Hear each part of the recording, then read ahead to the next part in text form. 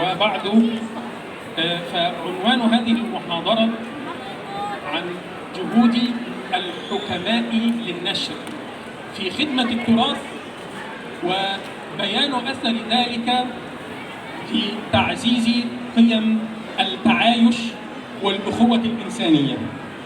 Kita akan diskusi pada hari ini tentang peran Darul Hukama atau penerbit Dar Al-Hukama, yaitu di bawah Majelis Hukama Muslimin. Di bawahnya ada penerbit yang bernama Darul Hukama yang menerbitkan beberapa buku yang berada di belakang. Beliau akan menjelaskan bagaimana peran pentingnya Darul Hukama untuk menjaga turath dan menjaga buku-buku yang mengedepankan toleransi dan persaudaraan manusia. وبالطبع مجلس حكماء المسلمين له مشاركات عديدة ومتنوعة تشمل مجالات كثيرة، ولكن الذي يعنيني بالحديث الجهود فقط المتعلقة بالنشر الآن. Majelis Hukama Muslimin memiliki banyak sekali peran. Majelis Hukama Muslimin banyak sekali peran di dalam dunia Islam. Namun yang saya ingin fokuskan pada hari ini adalah peran penerbitnya, peran penerbit bukunya, yaitu peran penerbit Darul Hukama. Padahal di lain daripada penerbit banyak sekali peran-peran Majelis Hukama Muslimin selain di bidang buku, namun di bidang kemanusiaan, di bidang toleransi banyak sekali forum-forum yang diadakan di beberapa negara untuk mengedepankan toleransi. Namun yang saya akan fokuskan pada hari ini peran Darul Hukama atau penerbit Darul Hukama dalam menjaga buku-buku karangan para ulama. وأريد أن أبدأ حديثي بأحد الأعمال التي صدرت عن الحكماء للنشر، وهو أحد المؤتمرات التي عقدها الأزهر الشريف لمواجهة المفاهيم المغلوطة. Dan saya akan bahas ada satu forum, yaitu Forum Al-Azhar melawan pemahaman-pemahaman yang disalahpahami oleh beberapa orang. Jadi Al-Azhar mengadakan satu forum yang di situ membahas pemahaman-pemahaman dalam agama yang banyak disalahpahami oleh para umat, dan dibuat satu buku yang bisa disebutkan namanya Al-Azhar fi Muwajahat Al-Mafahim Al-Maghlutah. فإن المشكلة التي نواجهها الآن على الساحة العلمية والفكرية إنما هي مشكلة المفاهيم المغلوطة، وكيف ينبغي علينا أن نواجه هذه الأغلوطات. Karena saat ini masalah terpenting di antara umat Islam adalah banyak sekali pemahaman-pemahaman yang keliru, pemahaman-pemahaman yang salah. Maka dari situlah Al-Azhar mengadakan forum bagaimana caranya kita menghadapi pemahaman-pemahaman yang keliru tersebut. إذا استقرأنا هذه المفاهيم المغلوطة المنتشرة في الواقع العلمي والفكري سنجد أنها تنتج عن أحد شيئين، إما عن قصور في الاطلاع أو عن سوء فهم لما اطلعنا عليه. Dan yang jadi masalah atau jadi poin masalah kenapa banyak sekali pemahaman-pemahaman yang keliru, di situ disebutkan dua poin. Poin pertama adalah kurangnya literasi, kurangnya membaca. Poin yang kedua adalah salah paham saat dia baca. Assalamualaikum warahmatullahi wabarakatuh. يأخذنا إلى العلاج، فكما أن الآفة تقع عن هذين الأمرين قلة الاطلاع أو سوء الفهم، فكذلك علاج هذه المغلوطات هو أن نصل إلى الاطلاع الكامل ثم أن نحسن فهم ما اطلعنا عليه. Dan sebagaimana permasalahan itu terletak di dua poin, yaitu kurangnya literasi dan salah paham saat membaca apa yang dia baca, maka obat daripada kesalahan tersebut ada dua juga. Yang pertama, kita meningkatkan literasi kita dan kita memperbaiki pemahaman dengan apa yang kita baca. وقد كان صحابة النبي صلى الله عليه وسلم آية في سعة الاطلاع وفي حسن الفهم على السواء، ولهذا كان صحابة النبي صلى الله عليه وسلم هم السلف الصالح الأول لهذه الأمة. Maka kita akan ambil hikmah, ambil pelajaran daripada sahabat-sahabat Nabi Shallallahu Alaihi Wasallam. Mereka adalah satu simbol. Mereka adalah simbol mereka yang memperbanyak literasi mereka, dan mereka membaca, memperbanyak literasi, namun dengan pemahaman-pemahaman yang baik. Dan mereka adalah generasi pertama yang generasi emas daripada umat Islam.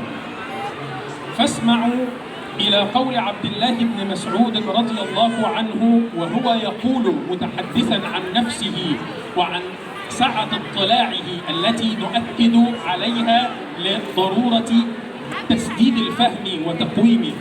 يقول عبد الله بن مسعود: لا أعلم آية من كتاب الله إلا وأنا أعلم متى نزلت وأين نزلت وفيما نزلت، ولو أعلم أحدا أعلم بكتاب الله مني تبلغه المطايا لذهبت إليه.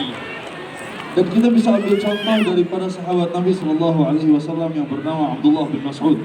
Abdullah bin Mas'ud pernah berkata, tidak ada satu ayat pun dari Al-Quran ayat itu turun melainkan aku tahu di mana ayat itu turun, kapan ayat itu turun, dan kenapa ayat itu turun.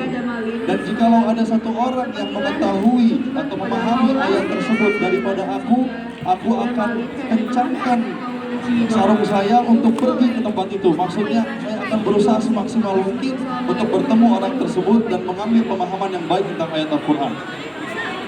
هذا المثال الخاص بعبد الله بن مسعود رضي الله عنه.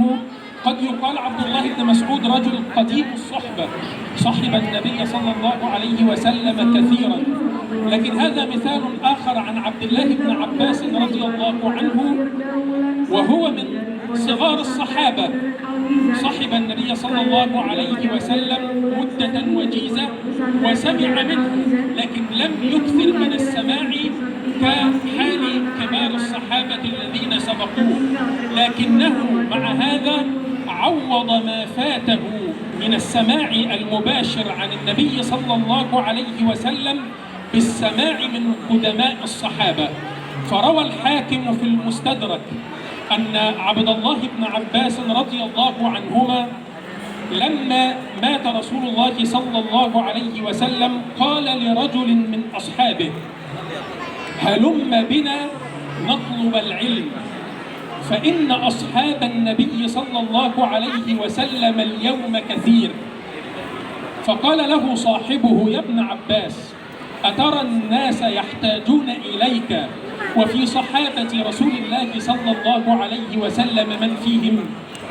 فقال عبد الله بن عباس: فتركته وأقبلت على شأني.